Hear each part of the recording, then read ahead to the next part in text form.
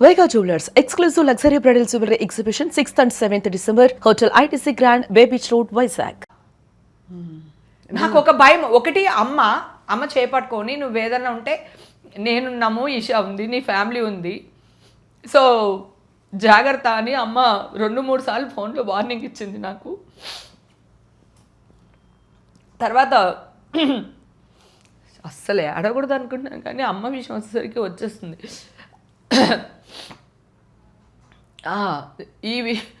అమ్మ ఒకటి అనింది, నేను చచ్చిపోయి ఉండుంటే వీళ్ళందరూ మళ్ళీ ఏం న్యూస్ వేసేవాళ్ళు తెలుసా నా పైన, అవమాన భారం భరించలేక చచ్చిపోయిన హేమని వేసేవాళ్ళు.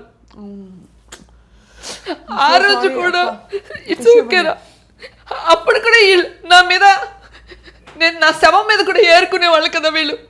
వీళ్ళని ఒక చిన్న మాట బూతు కాకుండా మీడియా గురించి ఇంత మాట అంటే అందరూ ఒకటి అయిపోతారు కదా. సో మేమేంటి, మాకు ఫ్యామిలీ లేవా? రేపు నా ఈషా గారికి మ్యాచెస్ వస్తే ఏమండి మొన్నే కదా ఆవిడ ఈ కేసులో వచ్చారు కదా అని నా కూతురు లైఫ్ పాడైపోతుంది కదరా. నేను రేపు రాజకీయాల్లోకి వెళ్ళాను, అక్కడ నా భవిష్యత్తు ఏంటి, నా పొజిషన్ వాళ్ళు మాకు తెలుసులేవే నువ్వు అని వాళ్ళు చిల్లరగా మాట్లాడతారు. నాకు వెంకటేశ్వర స్వామి అంటే చాలా ఇష్టం.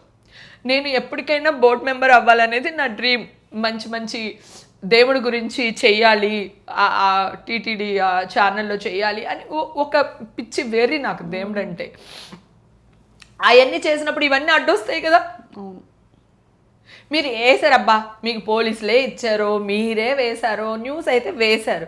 ఇప్పుడు ఆ న్యూస్లో నేను కడిగిన ముచ్చంలాగా బయటపడ్డాను, న్యాయం గెలిచింది. మరి ఈ రోజు ఎందుకు వేయరు? నేను గొంతు చించుకోవాలా? నేను ప్రతి వాళ్ళకి నేను ఫోన్ చేసి అడగాల? ఆ రోజు వందల కాల్ చేసి నా వాయిస్లు రికార్డ్ చేసి వేసిన వాళ్ళందరూ ఇప్పుడు ఎక్కడికి వెళ్ళారు?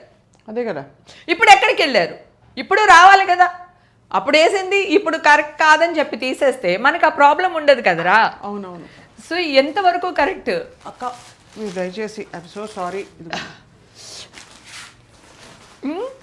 అమ్మను పోగొట్టుకున్నాను, పరువు పోగొట్టుకున్నాను, ఇప్పుడు కూడా న్యాయం లేదా వీళ్ళకి? ఇప్పుడైనా కనీసం ఇప్పుడు మాట్లాడుతుంటే సబబుగా మాట్లాడుతున్నారా మీరు? మాట్లాడుతున్న జర్నలిస్టులు కొంతవరకు ఏంటి మేడం మీ దగ్గర మేము ఎక్కడికైనా వెళ్ళిన టికెట్స్ ఉన్నాయా, మీరు ఎలా మేడం మాట్లాడతారు మీరు అంటున్నారు. మరి నా బ్లడ్ సర్టిఫికేట్ మీ దగ్గర ఉందా? మీరు ఎలా సార్ న్యూస్ వేశారు నా పైన? ఎందుకు వేశారు సార్ మీరు? కనుక్కోమన్నానండి, ఎంక్వైరీ చేస్తున్నారు అంటే మరి అప్పుడు ఎందుకు కనుక్కోలేదు నువ్వు? అదే కదా, అంతా అప్పుడు కనుక్కోలేదు నీకు వేయడానికి, మిమ్మల్ని డిఫెండ్ చేసుకోమని చెప్పారు అంతే కదా. మరి చూస్తున్నామండి అన్నారు, మళ్ళీ చేస్తాను నేను ఎవరిని ఊరుకోనరా, నేను నిరాహార దీక్ష చేస్తాను. నేను అప్పుడు చచ్చిపోదాం అనుకున్నాను అన్నాను కదా, అవసరమైతే ఇప్పుడు చచ్చిపోతా ఛానల్ ముందు కూర్చు. నేను ఎందుకు అంటున్నానంటే కోపం వస్తుందిరా.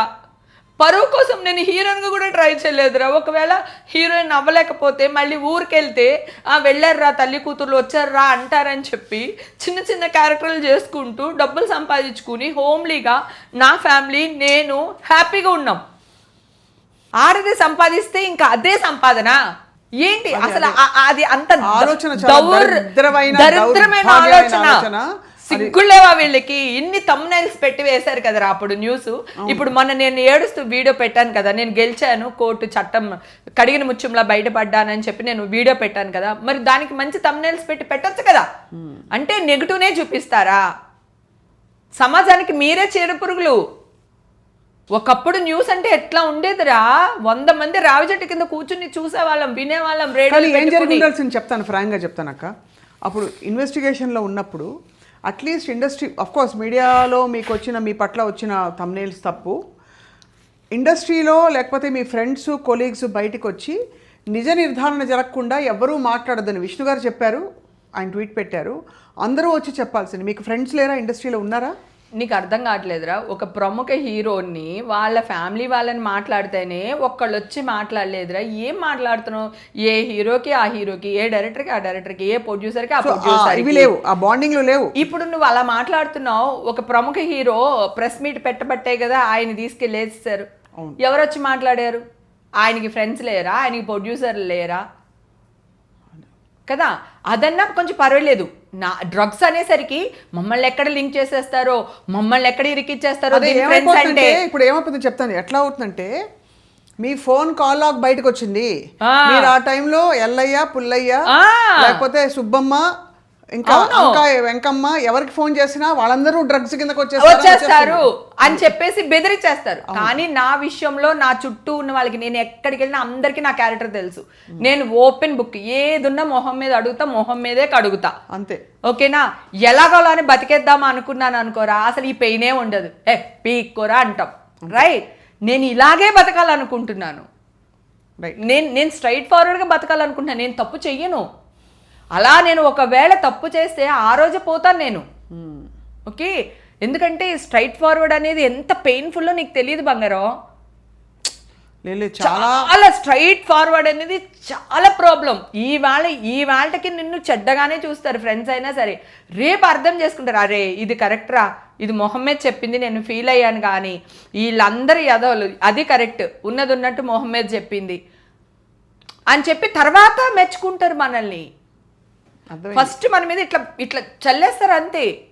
నాకు మీడియా వల్ల ఒక ప్రాబ్లం జరుగుతుంది అని చెప్పి మా ఎలక్షన్ అప్పుడే నాకు ఒక డౌట్ వచ్చింది. ఆ రోజు నుంచి ఈ రోజు వరకు నువ్వు కూడా చాలాసార్లు అడిగావు ఇంటర్వ్యూకి రా అక్క అంటే కూడా, నీకు కూడా నేను రాలేదు, వద్దురా ఇప్పుడు నేను రావాలనుకోవట్లేదు అనేసి నేను వస్తాను తర్వాత వస్తానని చెప్పాను నీకు నేను కదా. ఎందుకంటే ఇప్పుడు మీడియా ఏదైతే ఉందో అది నిజం చెప్పట్లా, అబద్ధానికి ఎక్కువ ప్రయారిటీ ఇస్తుంది, ప్రాధాన్యత ఇస్తుంది. సో అలాంటప్పుడు నిజం చచ్చిపోతుంది. అమ్మో ఎందుకు వచ్చిన గొడవ, మీడియా వద్దు, మనకి ఏం వద్దు, ఇంటర్వ్యూలు వద్దు, ఏం వద్దురా, నా బతుకు నేను బతుకుదాము, అసలే నేను డిప్రెషన్లో ఉన్నాను. నాకు 44-45కి వచ్చేసరికి హార్మోన్ చేంజెస్ ఉంటాయి ఎవరికైనా సరే.